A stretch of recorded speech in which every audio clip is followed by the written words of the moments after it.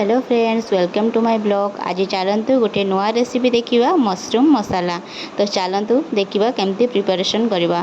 तो ये मो मशरूम नहीं से किसी कर्ड आउ कि black pepper powder T chicken मसला आउ टे स्वाद अनुसार लुण दे भल भाव मैग्नेट कर रखी देन चलतु आम मसला प्रस्तुति करवा। तो से मो दीटा कंचा लंका आउ कि अदा आउ कि रसुण आउ फाड़े पियाज नहीं भल भाव मसला को पेस्ट करदेवी। पियाज आम आड कले मसलार ग्रेवी थिकनेसटा बढ़ी जाए। तो से पियाज फाड़े ये आड कर भल भाव मसला बनईदबा। तो जदि आप मशरूम रे आलू प्रिफर कर तो आलू भी आप पकई पारे ना विदाउट आलू भी बनई पारे। तो ये मु कड़ा गरम कली कड़े तेल देली से काटी रखि आलू को दे हल्दी लुण दे भल भाव गोल्डन ब्राउन हवा पर्यंत फ्राए करनेली। तो देखो फ्रेंड्स, ये आलू को भल भाव भाजी नेली। एबे आलू को गोटे जगह को काढ़ीदबा।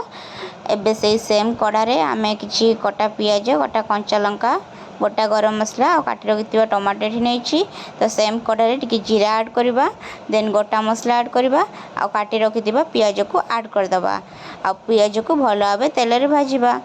आउ काटी रखि कंचा लंका एथिरे ऐड करी भल भाव गोल्डन ब्राउन हवा पर्यंत पियाज को भल भाव फ्राए करवा। तो देखो फ्रेंड्स, ये पियाज टी आमर गोल्डन ब्राउन हो सारी। एबे आम मसला को ऐड करदबा। एथिरे मसला को भल भाव कषा। ता देहरे किछि लंका गुंडी देदबा आ किछि हल्दी गुंडी ऐड करवा आ किछि गरम मसला आ चिकेन मसला दे भल भाव कषा। मसला टी भल भाव कषि सारा पर काटी रखि टमाटो को एथिरे ऐड करदबा। देन आहुरी भल भाव कषा जेपरि टमाटो मसला टी भल भाव मिक्स हो। देखो तो फ्रेंड्स, ये मुझे मसला कषी। तो फ्रेंड्स, एबे आमे मैग्नेट करथिबा मशरूम को मसला रे ऐड करदबा। देन तापरे भल भाव गोलेबा जेपरि मशरूम टी मसला सहित अब्जॉर्ब हो जिवो। तो एबे आमे भाजी रखिथिबा आलू को एथिरे ऐड करदबा आ भल भाव मिक्स करबा।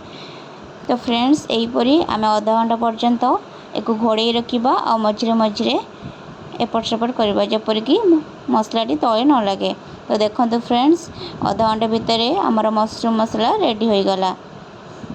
तो फ्रेंड्स, जदि मो भिडियोटी आपण मानक भल लगी निश्चित लाइक शेयर सब्सक्राइब करेंगे। फ्रेंड्स, मुझे आपण मानक नुआ नुआ रेसिपी नहीं आसबि।